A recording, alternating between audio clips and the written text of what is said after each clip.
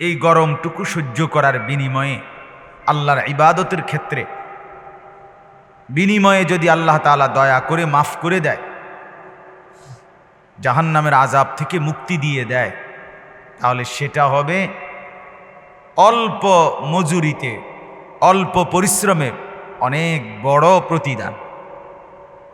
ঘাম সইলাম অল্প, দুনিয়ার গরম সইলাম অল্প, বিনিময়ে জাহান্নামের আগুন থেকে বেঁচে গেলাম, এটা অনেক বড় পাওয়া।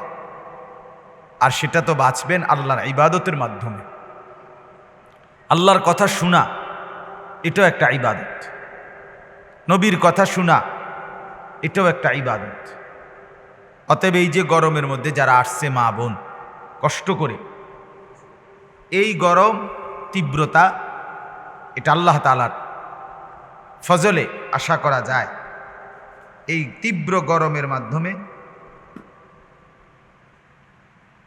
যদি আল্লাহ তাআলা আল্লাহর কথা শুনতে গিয়ে যে ঘাম ঝরলো, কষ্ট হলো, এর বিনিময়ে যদি আল্লাহ মাফ করে দেয়, তাহলে আমাদের জন্য নিঃসন্দেহে এটা অনেক বড় পাওয়া হবে।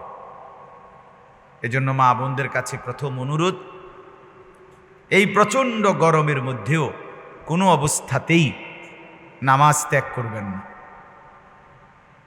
এত গরম, অথচ এত গরম বলে কেউ খাওয়া নাস্তা বন্ধ করে না। এত প্রচণ্ড গরমের ভিতরেও মহিলাদের রান্নাবান্না ঠিকই হচ্ছে, তরকারি কুটা, গৃহস্থ সংসারের ঘরের কাজকর্ম এ তো চলছেই। আরও গরম হইলেও বন্ধ করা যাবে না। প্রচণ্ড শীত হোক, তুমুল বৃষ্টি হোক, সংসারের নিত্য প্রয়োজনীয় কাজগুলো তো মা বোন করেই যাচ্ছে। অথচ নামাজের বেলায় গড়িমসি, অলসতা। মহিলারা জোহরের নামাজ সব সময় দেরিতে পড়ে, একটা বদ অভ্যাস, অধিকাংশ মহিলার বদ অভ্যাস। জোহরের নামাজ দেরি করে পড়ে, সংসারের সব কাজ শেষ করে রান্না বান্না, গরু গোসল করাবে, ছাগল গোসল করাবে, বাচ্চা কাচ্চা গোসল করাবে, নিজে গোসল করবে, একটা সব কিছু নিবিড় করে এরপরে যায় জোহরের নামাজ পড়তে। তখন বাজে 4টা, তখন বাজে 4:15, অথচ মানে আসরের ওয়াক্ত মুখোমুখি। কোরআনুল কারীমের মধ্যে আল্লাহ তাআলা ইরশাদ, এই ছেলে এটা তাকাইলে তুমি বসছো কেন? এটার মধ্যে তামসা দেখো, তো তুমি কথা না শুনবা বেটা, মনে হয় যেন নতুন ম্যাজিক দেখতেছি। তো বলতেছি আল্লাহ তাআলা কোরআনুল কারীমের মধ্যে ইরশাদ করেছেন, ফাওয়াইলুল লিল মুসাল্লিন আল্লাযীনা হুম আন সালাতিহিম সাহুন। ওই নামাজির জন্য, নামাজি হওয়ার পরেও লাঞ্ছনা, দুর্ভোগ,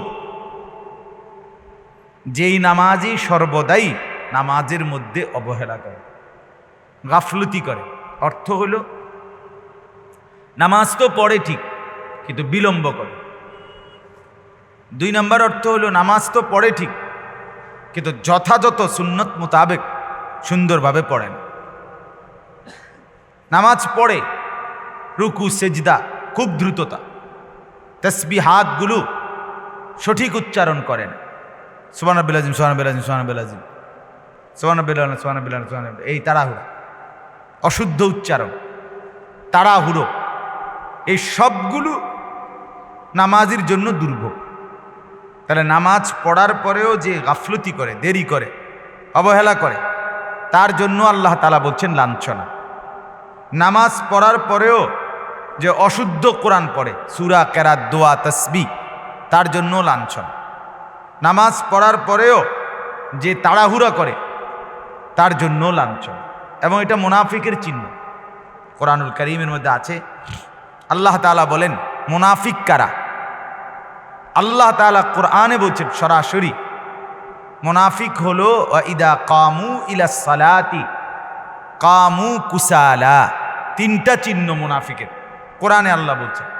এক নাম্বার, মুনাফিক তারা যারা নামাজে দাঁড়ায় অলসতার সাথে, নামাজ পড়ে অলস, এই দাঁড়ায় আছে সদর বদর, কোনো রকম লাভ খাপ দিয়া 5-7 মিনিটের ভিতরেই ফরজ, ওয়াজিব, সুন্নত, মুস্তাহাব সব শেষ, 12-14 রাকাত নামাজ শেষ। এই 5-7 মিনিটের ভিতরে শুরু করলো কখন, শেষ করলো কখন, আলহামদুলিল্লাহ পড়লো কখন, সুবহানাল্লাহ পড়লো কখন, কি করলো কখন, আমি কিছু বুঝি না। অনেক মাঝ বয়সী মুরব্বী, এদের নামাজ দেখলো আমার কাছে এটা মনে হয় যে এটা করে কি, সংবং করে। 4 রাকাত সুন্নত পড়ছে, মনোজন 1.5-2 মিনিটে শেষ নামাজ। কিরে বাবা এটা কি পড়লো? তো মেশিনে পড়লেও তো এত তাড়াতাড়ি পড়ার কথা না। এই জন্য এইটা অলসতা, গাফেলদের চিহ্ন। আল্লাহ তাআলা বলেন নামাজ পড়ে অলসতার সাথে, এটা মুনাফিক। 2 নাম্বার, ইউরাউনান নাসা, মুনাফিক আল্লাহ বলেন তারা যাই করে আমল লোক দেখানোর জন্য করে, লোক দেখা, রিয়া। মানুষ দেখে, মানুষকে দেখানোর জন্য, মানুষকে দেখলে ভালো করে, মানুষ দেখলে মানুষকে জানাইতে চেষ্টা করে। হাদিসের মধ্যে আছে কিয়ামতের দিন আল্লাহ তাআলা নিজে বলবে, যারা লোক দেখানোর জন্য আমল করেছিল, ভালো কাজ করেছিল, আল্লাহ তাআলা বলবেন ইদহাবু ইলাল্লাযীনা কুনতুম তুরাউনা ফিদ দুনিয়া, তাদের কাছে যাও যাদেরকে দুনিয়ার মধ্যে দেখিয়েছিলে। ফানদুরু হাল তাজিদুনা ইনদাহুম জাযাআন, অতঃপর দেখো তো তাদের কাছ থেকে তুমি তোমার কর্মের কোনো বিনিময় পাও কিনা। তাদেরকে বলো, যাদেরকে দেখাইবার জন্য করেছ তাদের থেকে বিনিময় না। টাকা পয়সা দান করছে, গ্রামবাসী বলবে বিশিষ্ট দানবীর, সমাজ সেবক, গরিবের বন্ধু, হ্যাঁ, জনদরদি, এগুলো বলার জন্য আল্লাহ তাআলা বলবে যারা যারা বলছে তোমারে জনদরদি, গরিবের বন্ধু, সমাজ সেবক, সবাই আছে, হে সমাজ, সবাই এই পাবলিকগুলো হাসরের মাঠে আছে, তো তাদেরকে খুশি করার জন্যই করেছিলে, এখন তাদের থেকেই নিয়ে নাও। বলেন তারা কি কিছু দিতে পারবে?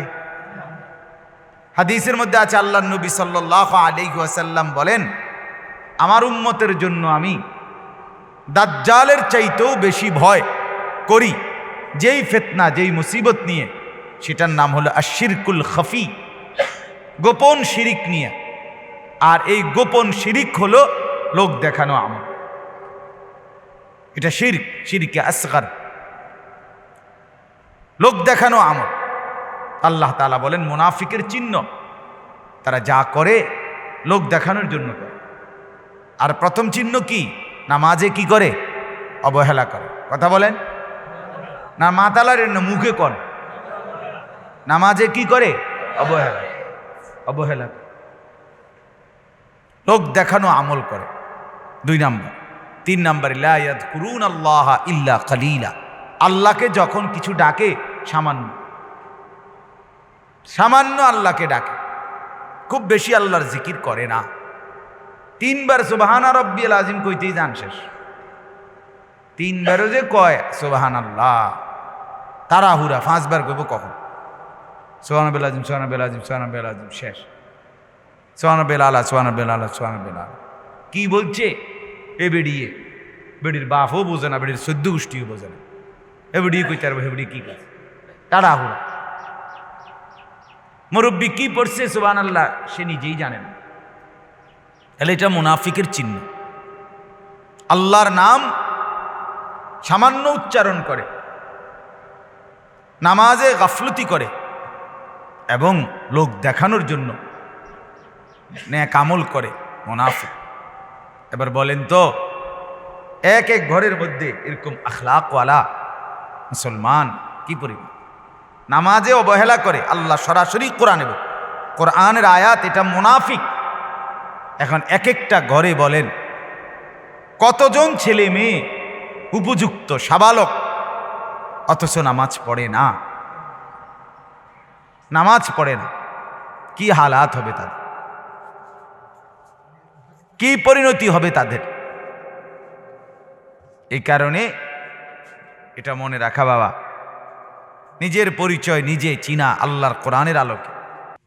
আপনার ভোটার আইডি কার্ডের মধ্যে লেখা আছে আপনি মুসলমান, জন্ম নিবন্ধন সনদের মধ্যে লেখা আছে আপনি মুসলমান, মাইনসেও কয় আপনি মুসলমান।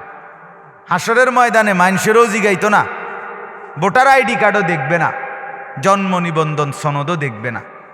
হাসরের ময়দানে আল্লাহর ফেরেশতারা আমল নামা দেখবে, আমল নামার মধ্যে বন্দিগি আছে কিনা, আল্লাহর গোলামি আছে কিনা, এর ভিত্তিতেই ফয়সালা হবে আপনি মুসলমান না বেঈমান, আপনি মোমেন নাকি মুনাফিক, এটা ফয়সালা হবে তখন। এই কারণে দয়া করে মা বোনদের কাছে আমার বিশেষ অনুরোধ, নিজেরা এই প্রচণ্ড যে কথাটার জন্য বললাম, এই প্রচণ্ড গরমের মধ্যে আরো গরম হোক, প্রতিটা আবহাওয়া আমাদের কল্যাণে। আমরা জানি না আমাদের জন্য কি কল্যাণ, কিন্তু আল্লাহ তাআলা সব জানেন। ইয়ালামু মা বাইনা আইদিহিম ওয়া মা খালফাহুম। কোরআনুল কারীমের মধ্যে আল্লাহ তাআলা বলেন, সামনে যা আছে তাও আল্লাহ জানে, পিছনে যা আছে তাও আল্লাহ জানে। পৃথিবীর শুরু থেকে কি ছিল সেটা যেমন আল্লাহ জানে, ইসরাফিলের ফু দেওয়া পর্যন্ত কি হবে এটাও আল্লাহ তাআলা জানে, সব আল্লাহ তাআলা জানে। এই প্রচণ্ড গরম আমাদের জন্য আল্লাহর পক্ষ থেকে দয়াই, আমরা না বুঝলে কি হবে। চতুর্দিকের অসংখ্য অগণিত মৌসুমি ফল মূলত এই প্রচণ্ড গরমের মধ্যেই পাকে, এটা তো একেবারে চাক্ষুষ। বাজারে এখন আলহামদুলিল্লাহ প্রচুর পরিমাণ মৌসুমি ফল, আম, জাম, লিচু, কাঁঠাল, আনারস, হ্যাঁ, এগুলো তো মৌসুমি ফল। একই সাথে এখন বাজারে আম, জাম, লিচু, কাঁঠাল, আনারস একসাথে এই মুহূর্তে বাজারে ব্যাপকভাবে আছে। এগুলো সব পাকছে এই গরমের কারণে, আল্লাহর দয়ায়। আল্লাহই করে থাকেন, আল্লাহই করেন। তাইলে এই জন্য বললাম যে মূলত প্রচণ্ড গরম এটা যেন আমাদের ইবাদত ছাড়ায় না দেয়। ফজরের নামাজ, যে রাইতে কারেন্ট ছিল না, রাত 2টার সময় কারেন্ট আসছে, শেষ রাত্রের দিকে কারেন্ট কদ্দুর আসছে, এই কারণে নামাজ পড়েন নাই না, মা এমন যেন না হয়। কারেন্ট থাকুক বা না থাকুক, ইবাদত যেন না ছুটে, খানা ছোটে না, নাস্তা ছোটে না, সংসারের কত কিছুই বাদ যায় না, অথচ নামাজ ছুটবে কেন, নামাজ ত্যাগ হবে কেন? এজন্য মেহেরবানি করে 1 নম্বর কথা, প্রচণ্ড এই গরমের মধ্যে দয়া করে কেউ আল্লাহর ইবাদত ছেড়ে দিবেন না, বিশেষ করে নামাজ যেন না ছোটে। গরমের কারণে নামাজ যেন গাফলতি না হয়, এটা খেয়াল করা চাই।